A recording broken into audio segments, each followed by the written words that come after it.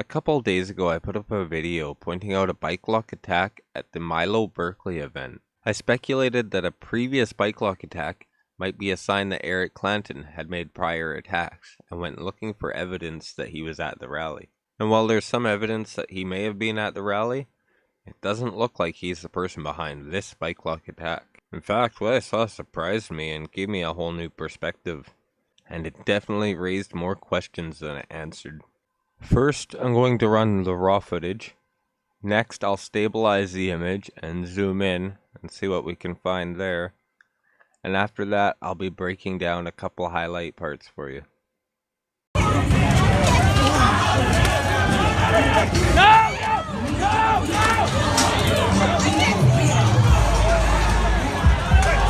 Here you see the bike lock go clattering across the pavement. And here's what at first looked like a hand attempting to reach the bike lock.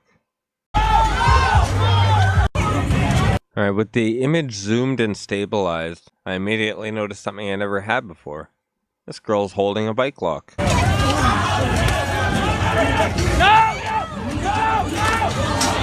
First we're going to see what I think is an Antifa guy hitting someone with what appears to be a rock or a chunk of concrete. I'm not really sure what it is. They're moving quite a bit here. He just keeps hitting them over and over. Now it's going to be hard to see here, but you're looking at the bike lock. The guy with the bike lock is wearing the green toque here.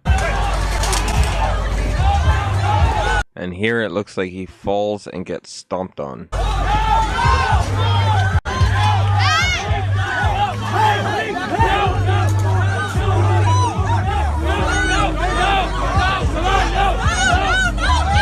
Now I'm going to play a few clips. First they'll be stabilized, so they'll be zoomed in quite a bit. There'll be some slow motion clips, there'll be some raw footage, and I'll just kind of loop this moment over and over again. And I think we'll see exactly what happens here.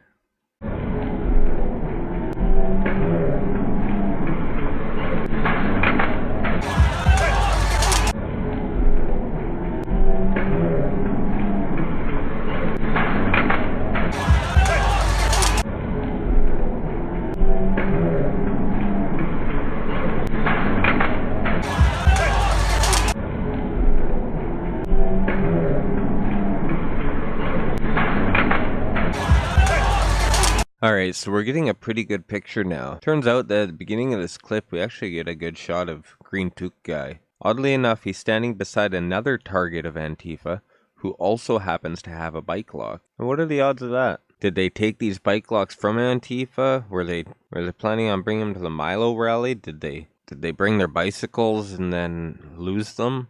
What's going on here? But it seems that there's more to this story than I thought.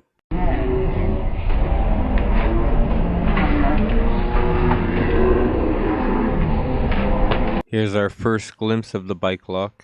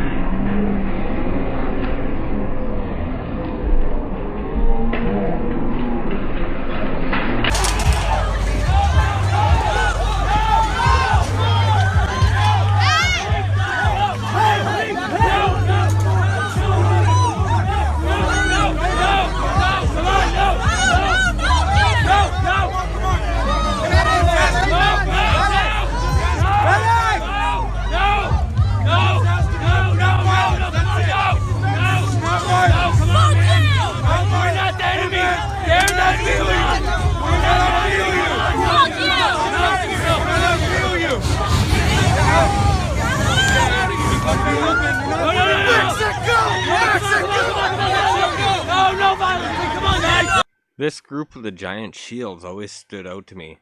Trans dykes are good and pure? What?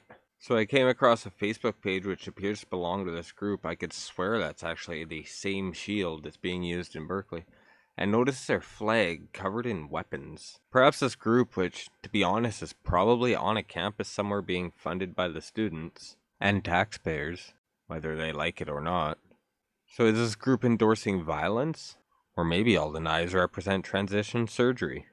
I mean, know that guy. I'm not letting 20 people jump a guy. How come I have to live? I have to, man. It's not okay. There was a fucking Nazi thing at the fucking university. That's why everybody's here. So why do you have to wear a mask? What Nazi thing? Who's a Nazi? The Jew guy that was speaking? The gay Jew? He's Greek. The gay Jew? He's Greek. The gay Jew? He's Greek. The gay Jew? He's Greek. I've seen this clip so many times before, and I've never noticed all of the things going on in it. It's interesting that seeming MILO fans were carrying bike locks before it was fashionable. Or has that always been a thing? Did they take them from Antifa? Did they lose their bikes?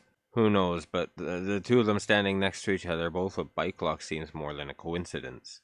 Still, none of this outweighs the fact that they were out-armed, outnumbered, and surrounded, at an event they were supposed to be attending. While some of the articles I read in my previous videos suggested that Eric Clanton may have been here, I think these videos prove that he wasn't involved in this bike lock attack.